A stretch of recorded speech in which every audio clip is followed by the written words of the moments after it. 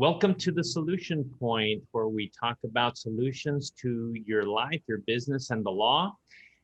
If you like our content, please hit subscribe. If you're on a podcatcher, go ahead and subscribe to this podcast, especially if you find the information useful. And we look forward to more episodes. Now, to get started, let me introduce my co-host, Catalina Dickerson. Hey, everybody. Good to see good to see you guys for sure. All right. Well, today we have as our guest Robert Stanley. He is from Local Pulse Marketing, and disclaimer: he is one of the vendors that we use in our business. So I'm not just recommending somebody, but I'm recommending somebody that I actually use. So, Robert, why don't you tell everybody a little bit about your business, how you help people, and then we'll jump into the solution you have. Yeah, sure. So if you don't mind, I'll do a little background on myself. Prior to my marketing career, I was a VP of technical services. I managed a group of about 50 IT individuals and that sort of thing. And I worked, 12, 16 hours a day. And I was really looking for something better and different. I did not know I wanted to be in marketing, but I was in sales at the time. And you find out if you sell something, those two kind of go together, right? And so I was a sales engineer, and what happened is I think it was the 07, 08 housing crisis hit. The business I was working with, I was a direct report to the CEO. I saw the numbers. I knew things were going the wrong direction. I said, you know what? You can't afford me anymore. I know you can't afford me anymore. I will relieve you of some of my financial burden and do 20 hours a week, and then explore my options, write a book, whatever. And I really, really sunk deep into marketing, and that's from a technology basis. So my background was in tech. So obviously at that time, Google was really blowing up and people were wanting to build websites and all these things were happening. And my very first client by accident was a friend of mine from high school who opened a chiropractic office in Arizona. So at the time I was messing around with advertising. He said, hey, you think this Google stuff worked for me? I said, man, I don't know. So I know technology, but I don't really know this marketing stuff. And so I started to help him, and instantly he started getting calls and clients and that kind of thing. And so I went from one chiropractor who was a buddy from high school to 20 of them, right? And, what I realized after a while is I didn't really like working with chiropractors. But word got around fast, obviously. It did, yeah. But I really enjoyed the problem-solving aspect of marketing and technology. So it's an interesting situation, right? Because in the old days, if you're going to be a marketing person, it was, put a billboard up on the freeway or do a yellow page ad or that kind of thing. And so I was in this interesting time space where Google and the internet and then the old ways of advertising kind of came together. I had all the technology background, and the sales background, but not the marketing background. And so what I spent majority of my time doing was really, really understanding marketing, which essentially is psychology. And if you want to boil it down to one word, it's trust. And the challenge in the online world is taking the old, business meeting or chamber of commerce handshake sales and marketing space into the online world is trust. How do you bridge the gap from I know you, I know your neighbors, we know each other, this guy knows you, et cetera, to now putting yourself online and building that a bridge, a trust bridge, you might call it. And so that's been an ongoing puzzle. And I think that most of us are getting better at it.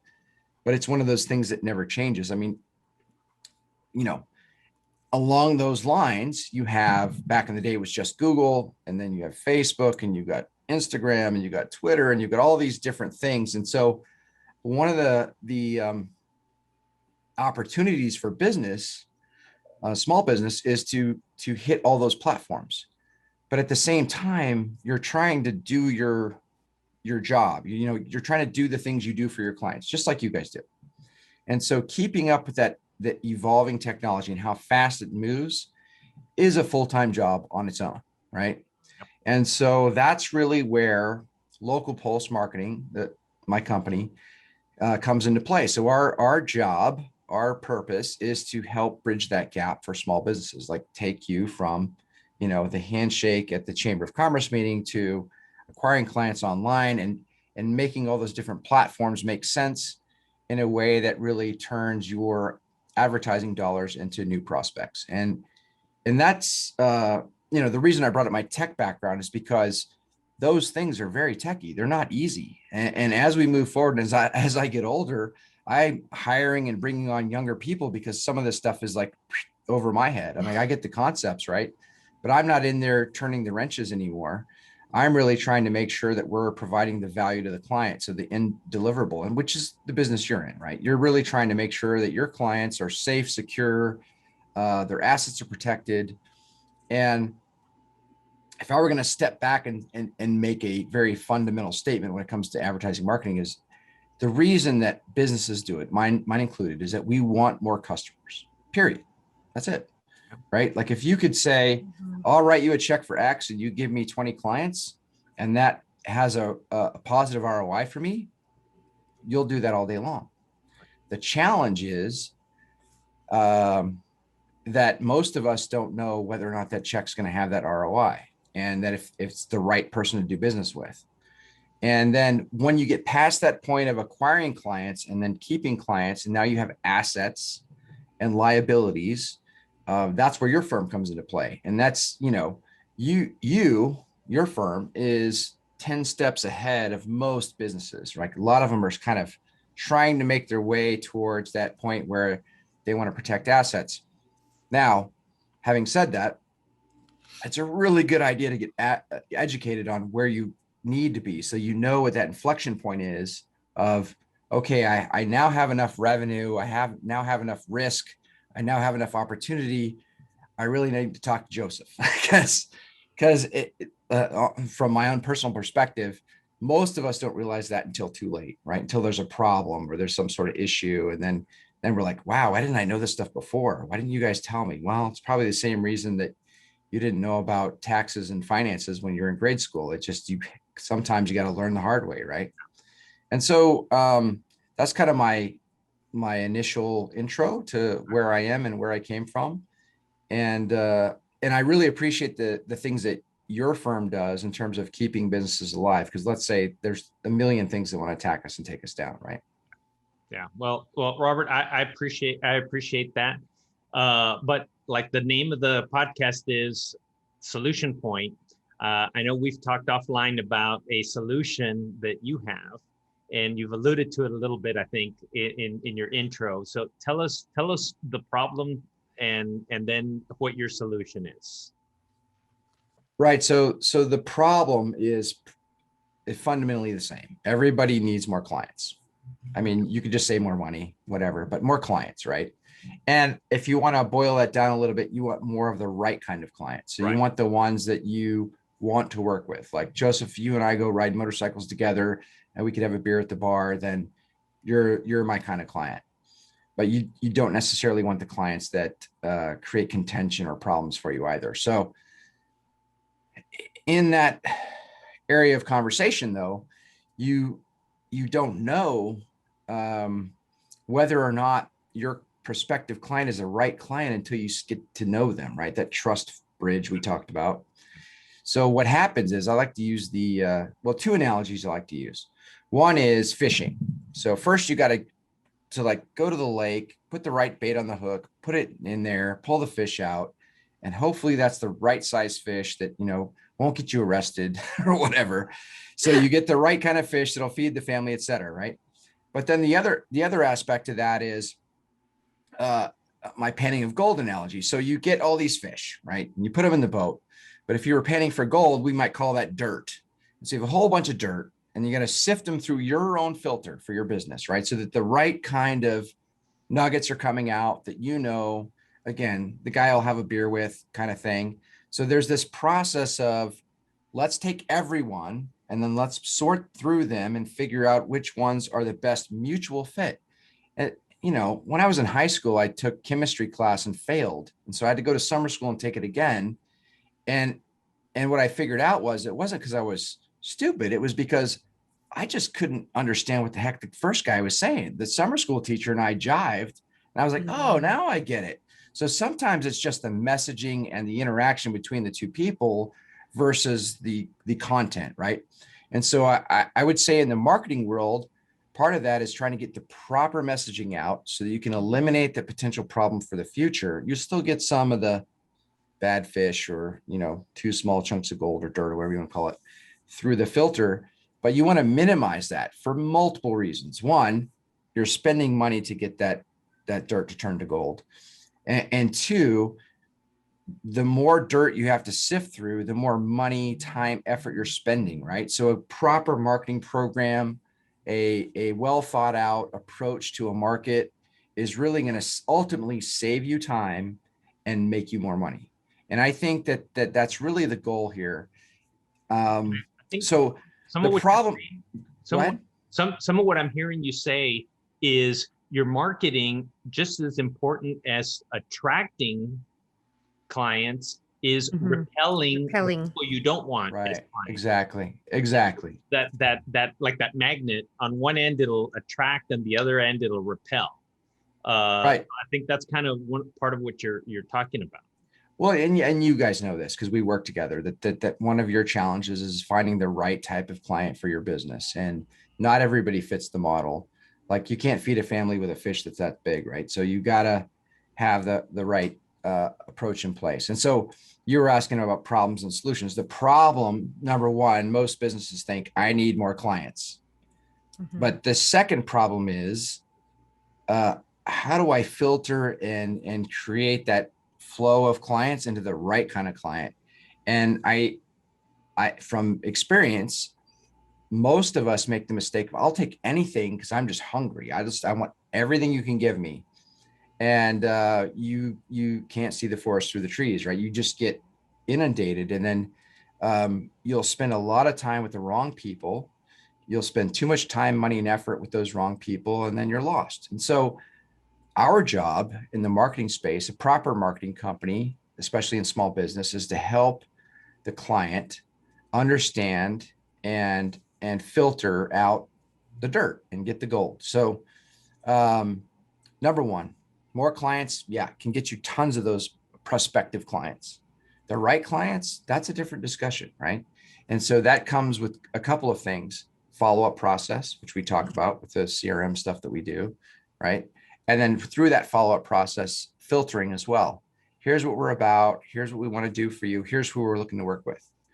And Robert, before you get too far, for some of our viewers and listeners who aren't as marketing savvy, tell us what a CRM is and how. Oh. And I know you have a phenomenal product called Cogent. But yes, tell us in general terms what a CRM is, what CRM stands for, and if you want to share a little bit about your particular program, that'd be great. Right. So CRM, first of all, stands for Client Relationship Management. That's kind of a vague term that really means, how do I track my prospects, the people that are coming into my funnel, all the fish I'm catching, and how do I communicate to them how I can help them in their business, right? How can I solve their problems? And then on my side of the house, the user of the CRM, the business, how can I track all that stuff so that I know things are going the way it's supposed to go, right? So if I'm buying a $10,000 billboard or whatever the case may be, is that really attracting the right fish? And if let's put those fish into the CRM, which is maybe your net or your filter, and it's going to two things: make sure that you're maximizing your communication with the money you spent with the prospects, and two, potentially filtering out the folks that aren't a good fit, right? You talked about, attraction and the opposite, what was that? Detraction. So the thing that the CRM does is not only that stuff, but in our case, we realize that businesses are too busy to learn new technology. I have a tech background, so I love this stuff. And you're busy doing your day-to-day stuff. And so one of the things we do with our CRM is we have pre-built things for our clients, and we will also handhold and assist them in modifying those things so that they don't have to spend, tens of thousands of dollars creating this filter, and they don't have to spend, hundreds of hours trying to figure out some new technology. Because I mean, in the world we live in now, you have to figure out your phone, and there's a new phone version, a new, operating system, and a new computer, and a new this, and I mean, even cars these days. I got into my buddy's car. This guy's super wealthy. He's got a brand new Lamborghini SUV. And I sat in there, I was like, this is a freaking spaceship. It's got massage chairs, and it looks like a computer screen across the whole thing. I said, this car is cool. I said, but it's giving me a headache. I don't even want to, I love technology, but I don't even want to try and figure out how to run your car. So, I mean, this is the world we live in now. Like, all of us are inundated with information. And so the real value of a strong marketing partner, which we consider ourselves to be, is not only attracting the right kind of client, but also putting the right kind of technology in place that filters through them without you having to do all the work. Of course, we need to know things about your business. We need to know who you want to attract. We want to know your messaging and your logos and your brands, but you don't have to go and turn the wrenches. And I think that's a really, really important and, frankly, a missing piece in the business world. Like, it seems like everybody wants to sell you the shovel, but they don't want to dig the ditch, either with you or without you. They just want to sell the shovels. And so we're selling shovels, but we're also in the ditch with you, digging at the same time. And I guess that's the analogy I'd use for our CRM system, which is a process of filtering, and it's done with you to help you find the right clients and stay in front of your prospects. And I think for sure on our end, we use Robert's system Cogent and the CRM, and it has been exactly that. It is a solution for us because we're able to, you're going to get a lot of folks, and right away you can set up those triggers that will nurture them right away, because that's what's going to be important. But if they don't really respond, you can, put them aside and then focus on what's, really hot, and then come back to those. And if you put, like a trigger, say, like we're sending them a weekly broadcast, always being in front of them. If I don't talk to them all the time, and also because they don't want me to talk to them, it's just that client, and they at least they're getting that touch. And lo and behold, 6-9 months down the road, guess who's calling me, who was ignoring me, and not responding? The gentleman or the lady who, I just put on the kind of the auto responder, right? Or the auto weekly broadcast, and they're coming back because it's that consistency. And the CRM allows you to be consistent, and that's good. Yeah, I think I would add to that by saying that one of the hesitations we have in follow-up processes with our prospects and potential clients is that we think that we're sending too much information. And there is a balance there for sure. But you also have to realize that, like, right now, I've received 3 text messages since I've been sitting here, right? And I'm ignoring those because I'm focused on what we're doing here. But that means that if I was your prospect and I'm busy, or my kids are crying, or I've got to go, get my car fixed, or the house is on fire, whatever the case is, we're all distracted. And if it's the proper fit for you, if that person is a proper fit for you, they're not going to be upset if you message them a lot. They're going to say, oh, I'm so glad you reminded me. I've been trying to get a hold of you. I've been thinking about you, but I've got all these other things in my life going on, and I keep getting distracted. And so if you're coming from the position of giving, of help, of trying to attract the right person, you're not over marketing, you're not bothering them. Because right. I mean, if I try to schedule a haircut and I couldn't because 18 different things happened, and you remind me 25 times, I'm not upset about it. I'm just like, oh yeah, I got to remember to do that. Oh yeah. I just got to keep being reminded. If you are pissing me off, I'll probably just unsubscribe or delete you or whatever. And so the software will handle all that stuff. And so I think one of the mistakes that some folks make, businesses and personal folks, is that they think that everyone's going to take it personal. But if the message comes from a place of support, of partnership, that's not what's going to happen unless it's a bad fit, in which case you don't want to talk to them. Right. So Right. Joseph was saying attract and repel. Right. Right. So, And you have to train for that, also that attitude and that buy-in with your whole team too, because right. only Yep. one of you might have that, idea. But if I'm not communicating that to Tanya, my client liaison, and we're on a close relationship, and we're actually here in the office. I can pan over and show you her desk over here. But I have to communicate that with my team that, hey, no, don't worry about calling them, because remind them that Mr. Dickerson is worried about them. A lot of our Right. clients are our friends. Yeah. And, we know that they've got, businesses, we know that they've got investments, and yet many of them, and we've done campaigns for that, is they don't have a will. And, Yeah. that was a big campaign, and they were, and it's more than a campaign. It is a mission for us, because these are a lot of them are our friends. And to have all of your, yes, we've worked on your business entity and protecting that, but you have no business succession. We don't know what's going to happen. If, what if you don't die? What if you just become, paralyzed, God forbid, or, some disease? But that is not taken care of. That's only half the story. And convincing them and convincing your team of the root of it, the heart of it is service to them, is mind-blowing and game-changing for them, because then it gives them confidence.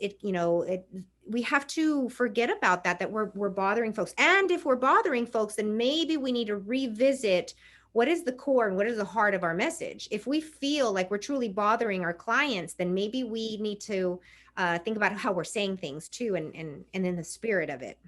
Yeah. I like what you said about coming from a place of service. I mean, that's kind of in context, a religious statement, but it's also just a human statement, right? Coming from a place of service means that we're here to help and not here to harass, which some people mistake marketing and sales as a harassment. Well, no, if I'm offering something you really want and need, like a will or a trust, and you're just too busy or distracted or confused about it, as long as I'm coming to you in the right format, I'm not, beating you over the head with a stick or something. You're not calling every 5 minutes from a different phone. Right. Saying, would you like your warranty of your car? Exactly. I've gotten the warranty calls and the warranty texts and stuff like that. That is not coming from a place of service, is it? Not at So all. I think that's where people get confused, right? We're used to the whole used car salesman kind of analogy when it comes to selling and marketing. And really, I think Kat said it best. It's like, you have to come from a place of service. And you touched on something that I think I kind of forget about, which is the fact that your team, the people that work with you and for you, really need to understand that. And it's more important that they understand it than even you, really, because they're talking to your prospects and your clients more often than you are. And having that kind of, core value, as we've discussed, is important, because then they'll take that out to your prospects and your clients, and they'll feel that, right? They'll really feed off of that. Well, before we go into the core value, I do have one more thing I wanted to get some feedback from you. Sure. Our business, about 60% of our revenues comes from our existing clients. Right. So marketing back to your clients, especially if you're in that type of business to business B2B environment, nurturing those relationships for continual or repeat business. Maybe tell us a little bit about how that's also marketing. You've got to, you don't want them to hire you for something and then they forget about you and they say, oh, hey, Mike, I want to tell you, I got my will done. And you're like, well, why didn't you come to me? Oh, you do that? Right. Yeah. I would cry. Yeah. And that happens. I mean, that's happened to me. I mean, we do a lot of things that I don't necessarily communicate on a regular basis. Like, we'll do landing pages and websites and stuff like that. I just had a client in Maryland who he started his own CLE program for attorneys, right? And so he hired GoDaddy to build this website. He paid like $4,000 for it. And then he came back to me and he says, it doesn't work And I said, well, why didn't you come to me in the first place? And he goes, I forgot that you do that. Yeah. And so now he's spending another $2,000 with us to fix what he already paid $4,000 for. So that's a disservice on my part. I didn't Yeah. do You what need to be of service and start promoting yourself more. exactly. And so, I don't, even I make this mistake as a marketer. Well, I feel like I'm being too pushy. And when I hear that story, I mean, this is recent, like I've been working on his problem today. And I'm like, why did you pay these people $4,000 to essentially screw up what you were trying to do? And I'm like, you know what? That's kind of on me. I should have really stayed present with. He's been a client for like 10 years. And, he just, we don't message enough. So he kind of forgot that we do that stuff. Or, they were messaging more. And so to your point, Joseph, I think we've talked about this already, especially in B2B. I'm in B2B because all my clients are business owners, as are yours. And I think that B2B is even more complicated than when you're selling to consumers because business owners are very distracted. We've got a lot of things going on. We've got employees, we've got taxes, we've got, government, we've got all this stuff going on, right? And so it's more important for us to market heavily to our existing prospect and client base. The challenge I think it is, and we've had this discussion, is that you kind of want to say, I spent $1 and I got 10. And when you're in the B2B space, it doesn't work like that. I mean, you can't correlate it like directly like that, but you can kind of sense it in a way, right? So I sponsor the lawyer group that you all are in, and I've had people sign up that I've spoken to once a quarter for 6 years that 6 years later hired me, right? And so that's just a testament to the fact that when you're in the B2B space, you really have to be patient and persistent and consistent. And the same is said for consumer space, but the time span's a little shorter. Like, you might get somebody to give you money within a month to 3 months, but in B2B, it could be several years. And so consistency and proper messaging and all these things that, big businesses talk about is really important and key. The great thing is that with technology, the cost for us to do that as a small business, to stay in someone's inbox with a newsletter like you do, Kat, or to follow them around on Facebook with remarketing, or do YouTube ads and chase them around that way, you can have a set budget, whatever that budget is. And as I told you guys in our last call, pretend you're in Vegas. If you ever gone to Vegas and you go gamble, you got $500, you're not expecting that $500 to give you 1,000 or 10,000. You're just going to go have fun with it, right? So pretend for a moment that in your business, you're going to take $500 a month or 1,000 or whatever you're willing to sacrifice and just stay in front of your customers as a marketing budget. And believe it or not, it will pay off way more than Vegas will ever, but it will pay off way more in terms of the things that we just talked about, like my customer of 10 years spending $4,000 with a competitor and then coming back to me later and going, yeah, I kind of forgot that you did that. Like, that's my fault. I should be spending that 1,000 or $5,000 a month or whatever you can afford to just stay at the front of their mind, right? And many law firms like yours, you can do many, many things. We probably only know Joseph because he did my will, but Joseph does other things too, right? His firm does other things too.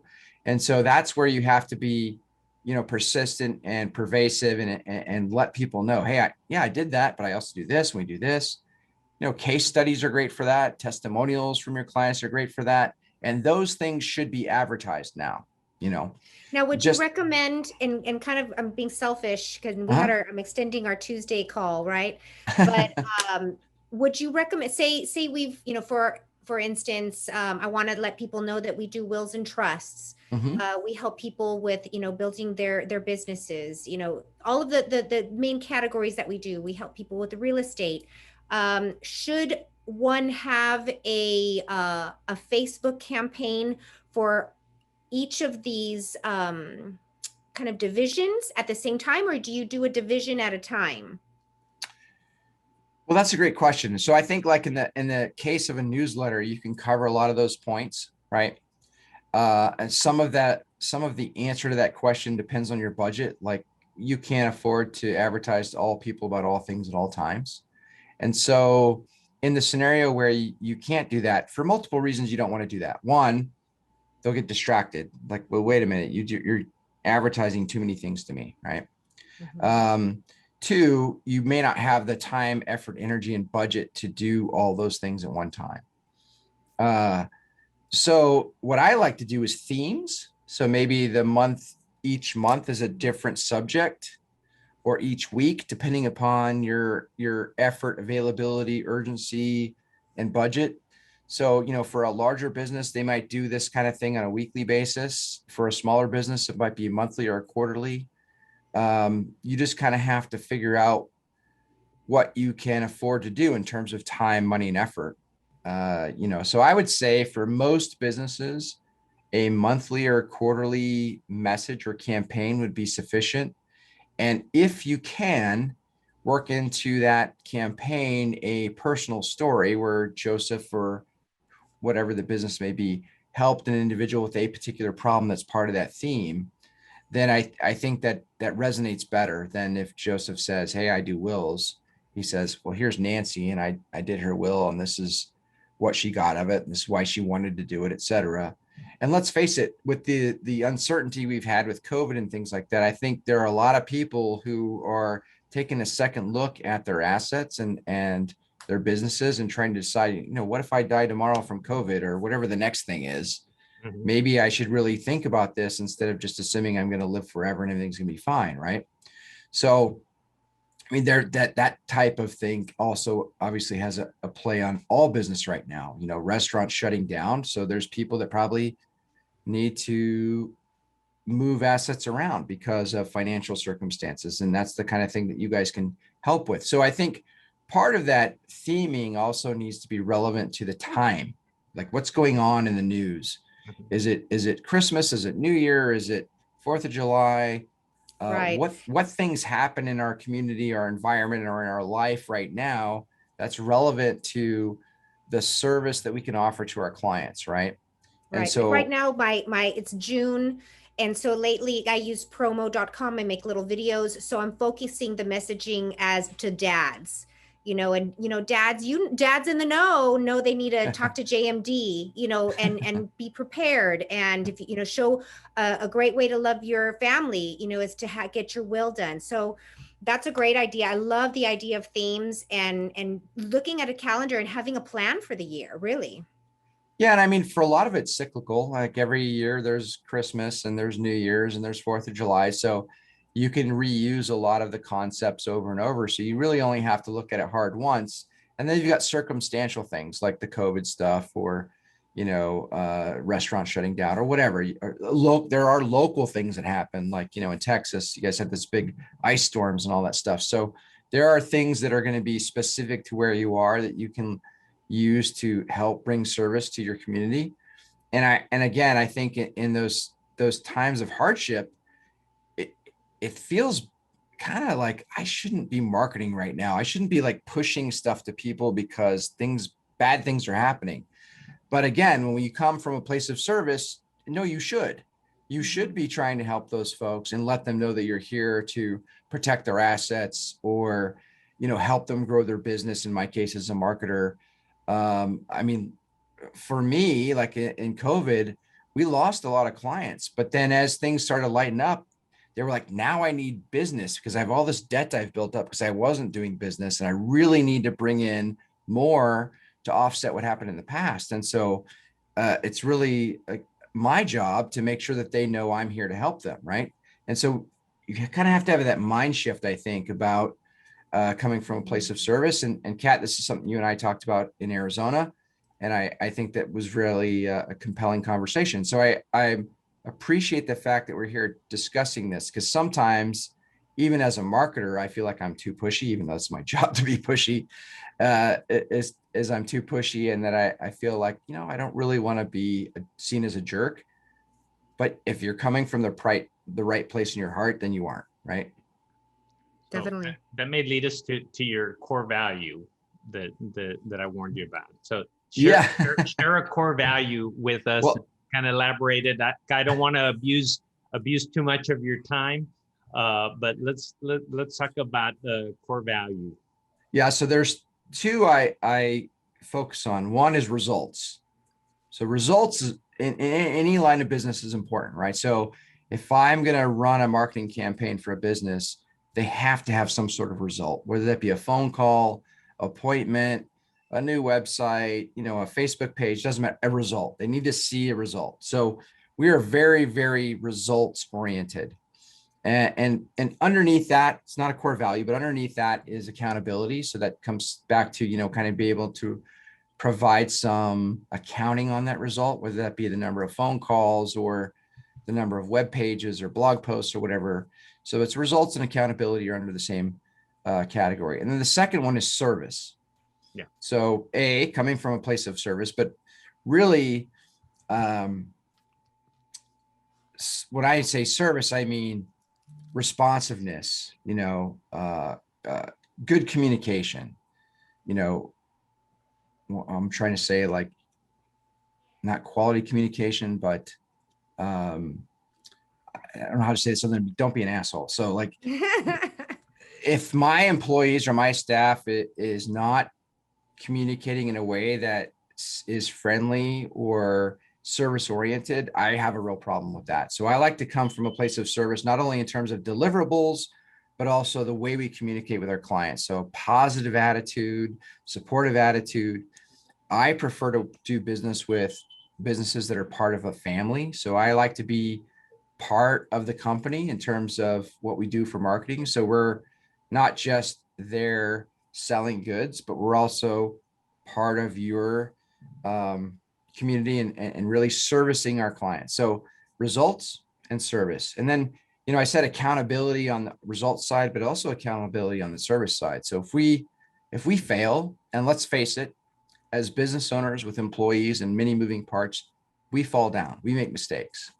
And I think from an accountability perspective, it's really important to be able to say, we screwed up, we're going to own that, and we're going to fix it as best we can. And that's something that not all businesses do. And I think that's really important as well.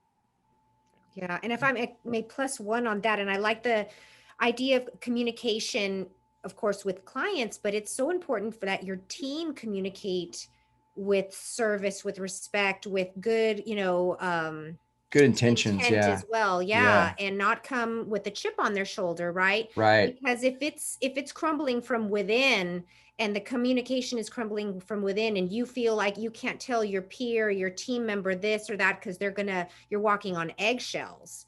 That's just it's not gonna serve the company, and then it'll show outwardly. Well, I think you said something earlier that really hit home for me, which is kind of helping the staff understand that you're coming from that place of service to the client, so they don't feel like they're being pushy or whatever, like they're doing something wrong. And I think that's part of it, right? So really helping the staff, the team understand the core values, but also the value proposition of the client and why it's so important that we offer that service to them, so that they don't feel like, we're, being pushy salesmen, right? We're really actually here trying to help them. And that's why we're doing what we do. Right. And I guess I would just analogize that also to the relationship we have with you and your company. You guys don't just say, oh, you need this, here it is. There's the product, there's the thing, you figure it out. There's YouTube videos. You kind of walk alongside us and say, okay, well, what is it that you're trying to do? Well, I'm trying to do this. You say, okay, if your ultimate goal is X, you're taking the long way around to get there. We've been doing this enough to where we know here's the shortcut and it's a straight line to this. So just skip all of these extra steps. But you're there with us, kind of walking with us through this particular project or whatever changes that we're making in our programming. And so I really do appreciate that, because it's very easy to get lost with technology and to For sure. Yeah. just be like, it's too many different things. It's like the Lamborghini SUV you're talking about. You're like, where's the start? Where do I put the key in? Right. It's I know oh, this no, goes you- fast. If I can oh. figure out how to start it, then I might be able to go somewhere. Well, I would say the same about you, Joseph. I appreciate you saying that. I would say the same is true for your business as well, because people don't realize the number of pitfalls that are in front of them. And I think that your organization, you and Kat, both do a great job of trying to communicate your value and really give good information to business owners who frankly are uneducated when it comes to the risks and liabilities they face. The same thing for me. They're uneducated in terms of their marketing options. They hear, someone calls them or someone sends them an email and they think, I'm going to do that thing. I'm going to do this thing. I'm going to do this thing. Yeah. If you have a really good, solid consultant, whether it be marketing or business and legal, you got to stick with that person, once you find the right one, because there's a lot of shiny objects out there. There's a lot of Lamborghini dashboards, even though you don't know how to start the car. Mm-hmm. So, yeah, I appreciate you saying that, Joseph.